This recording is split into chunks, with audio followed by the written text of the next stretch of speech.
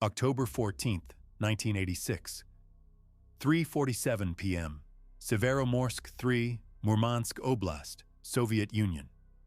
A 17-year-old boy named Dmitry Polyakov sat at a scarred wooden desk in a communal apartment 6 kilometers from the Kola Peninsula's most sensitive naval installation, writing a love letter to a girl he'd met exactly once.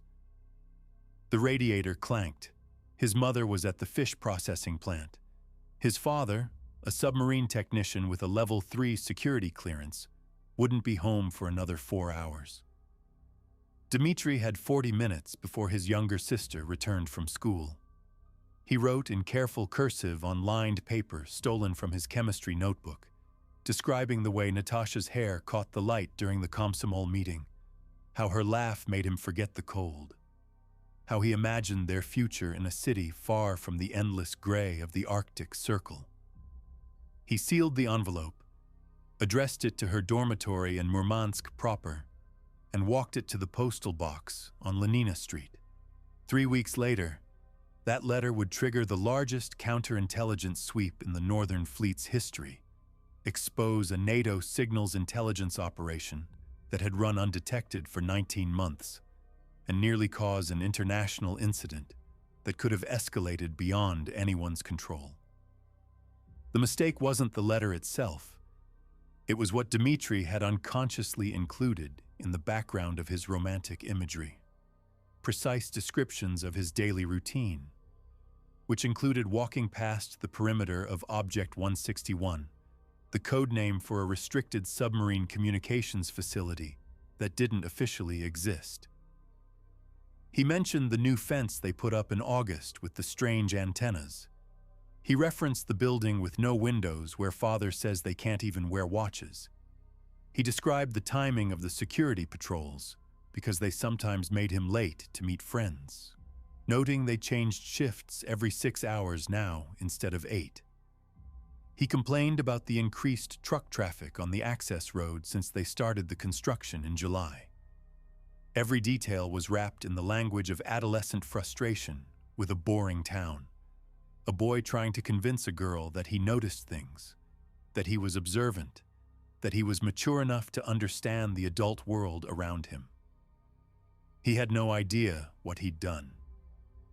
To understand how a teenager's love letter became a crisis, you have to understand the architecture of Soviet closed cities and the particular paranoia of naval intelligence in 1986. Severomorsk 3 was a zato, a closed administrative territorial formation, one of dozens of secret cities that didn't appear on maps available to Soviet citizens, let alone foreigners. Residents needed special propiska permits. Mail was screened. Visitors were forbidden. The city existed to support the Northern Fleet's ballistic missile submarine force, and Object 161 was its nerve center, a signals processing facility that handled encrypted communications between submarine command and boats on patrol beneath the Arctic ice. The facility had been upgraded throughout 1985 and early 1986 with new LF, extremely low frequency, transmission capabilities that could reach submarines at depth without requiring them to surface or trail antennas. This was strategic capability of the highest order.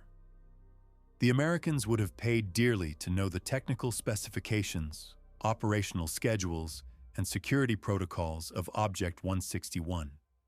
And in October 1986, they were already paying someone. The letter went into the postal system on October 14th. Soviet military mail from closed cities went through a dedicated sorting facility in Murmansk, where a junior lieutenant named Yelena Kravtsova worked the evening shift in the censorship section. Her job was to spot-check civilian mail for security violations, mentions of military units, descriptions of restricted areas, complaints that might indicate morale problems or ideological weakness. She pulled Dmitry's letter randomly from a batch of 60, standard procedure, 1 in 20. She read the first paragraph, smiled at the earnest teenage longing, then reached the second paragraph and stopped smiling. She read it again. Then she walked the letter directly to her supervisor, Captain Mikhail Gordeev, who had worked counterintelligence for the Northern Fleet for 11 years and recognized a problem when he saw one. He didn't open the rest of the mail that night. He made a phone call to the Special Department, the Osobi Otel, the KGB's military counterintelligence branch. By midnight, the letter was in a safe in Severomorsk. By morning, 3 officers were reading it with the kind of attention usually reserved for decoded intercepts. The question they faced was whether this was innocent stupidity or something worse. A teenage boy describing restricted facilities could be simple carelessness, the kind of security violation that happened when people lived too close to secrets for too long and forgot what was classified. But the details were too specific. The fence antennas, the watch prohibition, a detail that indicated awareness of electromagnetic security protocols, the shift change timing, the construction timeline. These weren't things you noticed unless you were paying attention, and they weren't things you mentioned unless you were trying to communicate them. The possibility they had to consider, the one that made Captain Gordeev's stomach tighten, was that Dmitry Polyakov wasn't writing a love letter at all. He was writing a signal. And if he was writing a signal, then someone had recruited him, which meant someone had access to his father, which meant the Americans might already be inside Object 161. They brought Dmitry in on October 18th, 4 days after he'd mailed the letter. 2 men in civilian clothes came to the apartment at 6 a.m., showed his mother a document, and took him to a building he'd never seen before, 3 blocks from the naval headquarters. They put him in a room with a table, 2 chairs, and a mirror. He understood was a window. They left him there for 90 minutes. When Captain Gordeev finally entered, he didn't sit down. He stood against the wall and asked Dmitry a single question. Who told you to write that letter? Dmitry, terrified and confused, said nobody told him anything. He wrote it himself. He was trying to impress a girl. Gordeev asked the question again, same words, same tone. Dmitry gave the same answer. They went in circles for 40 minutes. Then Gordeev put the letter on the table, still in its sealed envelope, and asked Dmitry to read it out loud. As Dmitry read his own words, hearing them in that room, in that context, he began to understand how they sounded. He started to cry. Gordeev watched him for a long time, then asked a different question. Has anyone approached you in the last 6 months? Anyone you didn't know? Anyone who asked about your father's work? Dmitry said no. Gordeev asked if he was certain. Dmitry said yes. Gordeev asked if his father ever brought work home, ever talked about Object 161, ever left documents in the apartment. Dmitry said never. His father never talked about work, never brought anything home, barely spoke at all most days. Gordeev made notes. Then he asked the question that changed everything. Does your father have a friend named Sergei? Dmitry hesitated. His father had a friend named Sergei Tarasov, a civilian engineer who worked on the base, someone who came to dinner occasionally, who brought Georgian wine and told jokes. Dmitry said yes. Gordeev asked when Dmitry had last seen Sergei. Dmitry said maybe 3 weeks ago, late September. Gordeev asked what they had talked about. Dmitry said he didn't remember, normal things, maybe Sergei had asked about school. Gordeev leaned forward. Did Sergei ask about the girl? Did he ask if you were writing to anyone? Dmitry thought back. Sergei had asked if he had a girlfriend. Dmitry had mentioned Natasha, said he was thinking of writing to her. Sergei had encouraged him, said girls liked boys who noticed details, who could describe the world around them. It had seemed like normal advice. In that room, under Gordeev's stare, it seemed like something else entirely. Sergei Tarasov was arrested the same day, pulled from his workstation at the Technical Services Building at 2 p.m. His apartment was searched. They found a shortwave radio hidden in a false bottom of a kitchen cabinet, a one-time pad disguised as a chess notation book, and a Minox camera in a shaving kit. They found 4,000 rubles in cash, far more than his salary could explain. They found a list of dead drop locations in Murmansk, coded as fishing spots. They did not find any documents from Object 161, but they found something almost as damning: a technical manual for ELF transmission systems, marked classified, that should never have left the facility. Tarasov had been working for the CIA for 22 months. He'd been recruited during a technical conference in Leningrad in December 1984, a classic approach. An American posing as a Swedish engineer who'd expressed admiration for Soviet technical achievements and suggested they stay in touch. The relationship had developed slowly, carefully, through a series of meetings in third countries during authorized travel. By mid-1985, Tarasov was providing regular reports on Northern Fleet communications infrastructure. He was good. He was patient. He followed protocols. He never took unnecessary risks. His one vulnerability was that he needed a way to communicate construction timelines and security changes at Object 161 without accessing areas he wasn't authorized to enter. He needed someone who could observe from outside, someone innocent, someone whose observations wouldn't trigger suspicion. He had cultivated Dmitri's father for months, building a friendship, learning his routines, understanding his family. He'd learned that the father was taciturn, security-conscious, impossible to compromise. But he'd also learned that the father had a teenage son who walked past Object 161 twice a day, who was observant, who was at that age where boys want to seem knowledgeable and mature. Tarasov had never approached Dmitri directly. He'd simply planted the idea that girls were impressed by boys who noticed things, who could describe their world with specificity. He'd encouraged Dmitri to write the letter. He'd assumed correctly that a teenage love letter would include details about daily life. He'd planned to intercept the letter through a contact in the postal system, extract the intelligence, and let the letter continue to its destination. No one would ever know.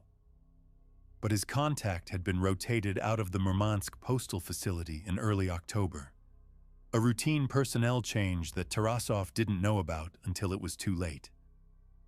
The letter had gone through standard censorship instead of being pulled, and Lieutenant Kravtsova had randomly selected it for review. The interrogation of Sergei Tarasov lasted 6 weeks. He was held at a KGB facility outside Murmansk, a building that officially didn't exist, where they used methods that ranged from sleep deprivation to psychological pressure, to promises of leniency that were never intended to be kept. Tarasov gave them everything. He identified his CIA handler, a man operating under diplomatic cover at the U.S. Embassy in Moscow. He described the recruitment, the training, the communication protocols. He provided details of every dead drop, every signal site, every piece of intelligence he'd passed. He admitted that his goal had been to document the ELF upgrade at Object 161, specifically the transmission schedules and frequency ranges, information that would allow American attack submarines to predict when Soviet ballistic missile subs would be communicating and therefore vulnerable to detection. He explained that he'd used Dmitri because the boy's observations were innocent, untraceable, and surprisingly accurate. He said he'd never intended for Dmitri to be caught, that the boy knew nothing, that this was entirely his own operation. The KGB believed him about Dmitri's innocence. They did not offer leniency. Dmitry was released after 8 days of questioning. He was not charged. He was, however, marked. His internal passport was flagged. His educational prospects were destroyed. The university applications he'd planned to submit were now impossible. He would never be allowed to leave the Murmansk Oblast. He would never work in any position requiring security clearance. His father was transferred to a maintenance role with no access to classified facilities, effectively ending his career. The family was moved to a smaller apartment in a different section of Severomorsk 3. Neighbors stopped speaking to them. Dmitry's mother lost her job at the processing plant within a month. No explanation given, just a termination notice. The family became invisible, the kind of invisible that happens in closed cities when the state decides you're a liability, but not quite enough of one to imprison. Dmitry stopped writing letters. He stopped talking about the future. He took a job at a warehouse when he turned 18, loading trucks, a job that required no clearance and no trust. He never saw Natasha again. He never tried. Sergei Tarasov was tried in a closed military tribunal in December 1986. The proceedings were classified. He was convicted of high treason under Article 64 of the Soviet Criminal Code and sentenced to death. The sentence was carried out by firing squad on February 3, 1987, at a facility near Leningrad. His name was never mentioned in any public record. His family was told he died in an industrial accident. The CIA officer he'd identified was declared persona non grata and expelled from the Soviet Union in January 1987, part of a broader diplomatic exchange that included 6 other suspected intelligence officers. The Americans never acknowledged the operation. The Soviets never publicly announced the arrest. The entire affair was buried in classification levels that wouldn't be touched for decades. But the operational consequences were immediate and severe. The Northern Fleet's Counterintelligence Directorate launched a comprehensive review of every civilian with access to Object 161 and related facilities. 73 people were reassigned. 14 were arrested on various charges ranging from negligence to espionage. The security protocols at closed cities across the Soviet Union were tightened. Mail censorship was increased. The rules about discussing work, even in vague terms, were reinforced with new penalties. The paranoia that had always existed in the Soviet military-industrial complex deepened, became more pervasive, more suffocating. Trust, already scarce, became nearly impossible. The irony was that Tarasov's operation had been largely unsuccessful. The intelligence he'd provided was useful but not critical. The ALF system details he'd been trying to obtain were incomplete. The Americans had other sources, other methods. The damage from his exposure was far greater than anything he'd accomplished while active.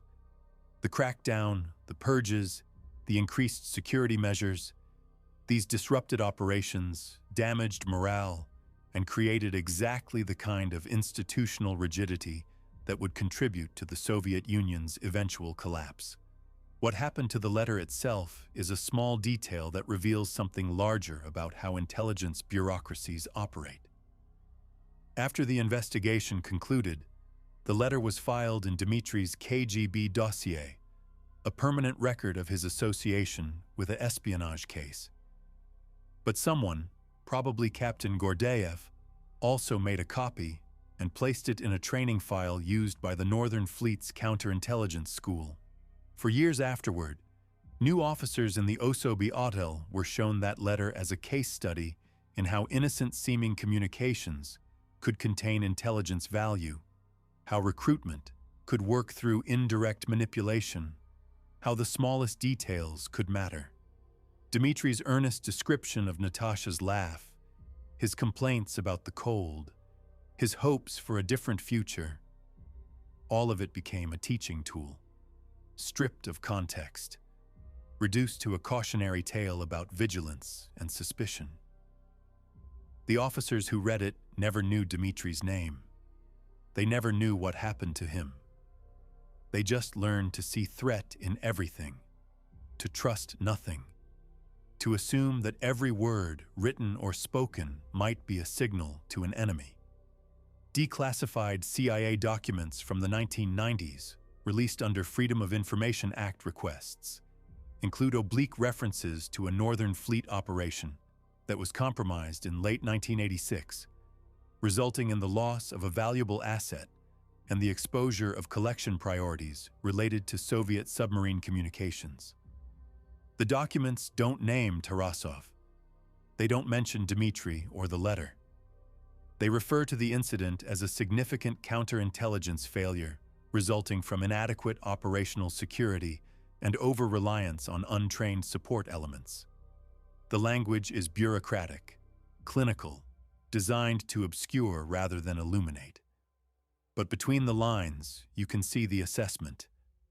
The operation was blown because someone got careless, because they used a teenager who didn't know he was being used, because they assumed a love letter was safe.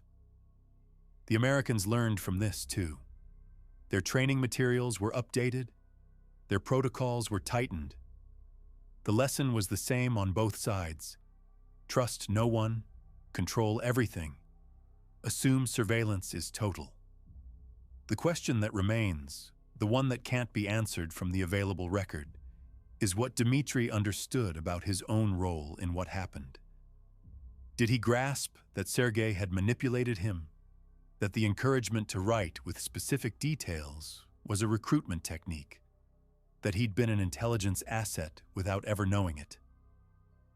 Or did he believe, as the KGB eventually concluded, that he was simply a careless teenager who'd made a mistake, who'd described things he shouldn't have because he wanted to impress a girl? The interrogation transcripts, if they still exist, are buried in archives that haven't been opened. The people who questioned him are dead or unreachable.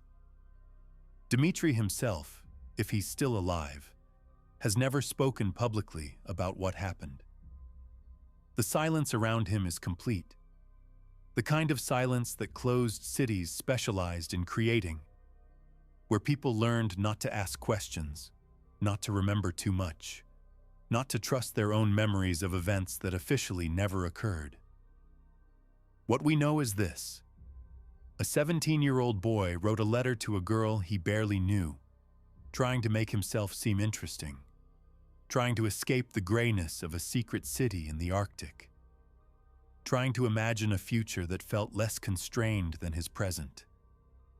That letter, by accident and design, exposed a spy, ended careers, destroyed a family's prospects, and became a teaching tool for intelligence services on both sides of the Cold War. The boy never intended any of it. He just wanted someone to notice him, to see him as more than another face in a closed city where everyone was watching everyone else, and no one was allowed to be seen. The tragedy isn't that he was caught. The tragedy is that in the system he lived in, even innocence was indistinguishable from guilt. Even love letters were potential intelligence. Even the desire to be noticed was a security risk. In the end, the Polyakov case, as it was coded in KGB files, illustrates something fundamental about Cold War espionage that often gets lost in the glamour of spy fiction and the drama of defections. Most intelligence wasn't gathered by daring agents parachuting behind enemy lines or seducing diplomats at embassy parties.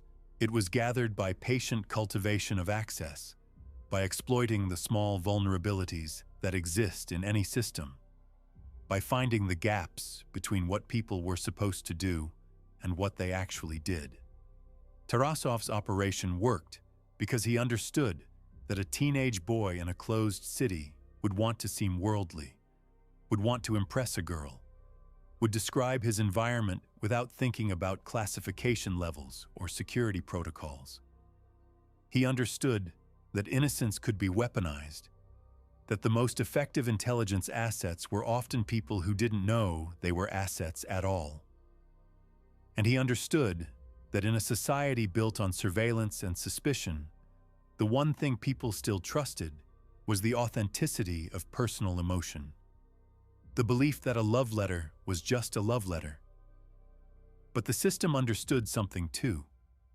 It understood that in a total security state, there could be no such thing as purely personal communication, no space that was genuinely private, no expression that was entirely innocent. Every word was potentially meaningful. Every detail was potentially intelligence. Every relationship was potentially a vector for compromise. The system that caught Dmitri's letter was the same system that made Tarasov's recruitment possible in the first place. A system so pervasive, so intrusive, so paranoid that it created the very vulnerabilities it was designed to prevent. The censorship apparatus that was supposed to protect state secrets also created a population that learned to communicate in coded language, to hide meaning in plain sight, to assume that everything was monitored and therefore to become skilled at deception. The closed cities that were supposed to isolate sensitive facilities also created communities where everyone knew everyone else's business, where gossip was currency, where the boundaries between personal and professional dissolved. The security protocols that were supposed to prevent espionage also created opportunities for anyone who understood how those protocols actually worked, how they could be gamed, how their very rigidity made them predictable. The Americans and the Soviets spent 45 years locked in an intelligence war that consumed billions of dollars, thousands of lives, and immeasurable human potential. They built vast bureaucracies dedicated to stealing each other's secrets and protecting their own. They recruited spies, ran double agents, developed technologies, and refined tradecraft to levels of extraordinary sophistication. And yet, in October 1986, one of the Northern Fleet's most sensitive facilities was compromised because a teenage boy wanted to tell a girl he thought she was pretty, and a middle-aged engineer saw an opportunity in that simple human desire. The machinery of espionage, for all its complexity, ultimately ran on human motivation. Greed, ideology, revenge, ambition, fear, and sometimes just loneliness. Tarasov was motivated by money and perhaps by some sense of moral superiority, a belief that he was serving a higher cause by undermining a system he'd come to despise. Dmitri was motivated by the universal adolescent need to be seen, to matter, to connect. Neither of them intended to trigger a counterintelligence crisis. Neither of them had any idea how their actions would intersect with the vast, hidden machinery of Cold War intelligence. But that's how the system worked. It took human desires, human mistakes, human needs, and turned them into operational opportunities or security failures, depending on which side you were on. The Polyakov case was closed officially in March 1987 after the execution of Tarasov and the completion of the security review. The files were sealed. The participants were reassigned or retired. The lessons were absorbed into doctrine, and Dmitry Polyakov, the boy who wrote a love letter, disappeared into the gray anonymity of Soviet life, carrying a secret that he could never speak about, that no one would believe even if he did, that would mark him for the rest of his life, even though he'd done nothing wrong except be young and hopeful in a place where hope was a liability. The girl, Natasha, never received the letter. She never knew it existed. She never knew that a boy she'd met once had written to her, had described her laugh, had imagined a future with her. She never knew that his words had exposed a spy, ended careers, and become a case study in counterintelligence. She lived her life, married someone else, moved to a different city, and forgot the Komsomol meeting where a quiet boy had looked at her in a way that made her self-conscious. She never knew she'd been part of something larger, something darker, something that revealed the machinery of the Cold War in miniature. What remains now, decades after the Soviet Union collapsed, after the closed cities opened, after the archives began to release their secrets, is a fragmentary record of an incident that was never supposed to be known. A few declassified references in CIA documents, rumors in the veteran intelligence community, the memory of officers who worked the case and who sometimes, in private, tell the story of the love letter that caught a spy.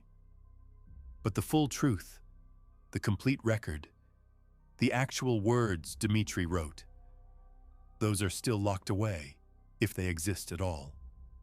The KGB's archives are notoriously incomplete. Documents were destroyed during the Soviet collapse. Files were lost or deliberately purged. The people who knew the details are mostly dead, and the ones who are still alive have no incentive to speak. The case is a ghost, a story that exists in the gaps between official records, in the silences of people who were there, in the cautionary tales that intelligence services tell themselves about the dangers of complacency and the unpredictability of human behavior. But even as a ghost, even as a fragmentary story, the Polyakov case tells us something essential about the Cold War and about the nature of surveillance states. It tells us that total security is impossible because human beings are fundamentally unpredictable, fundamentally social, fundamentally driven by needs that no amount of training or indoctrination can fully suppress.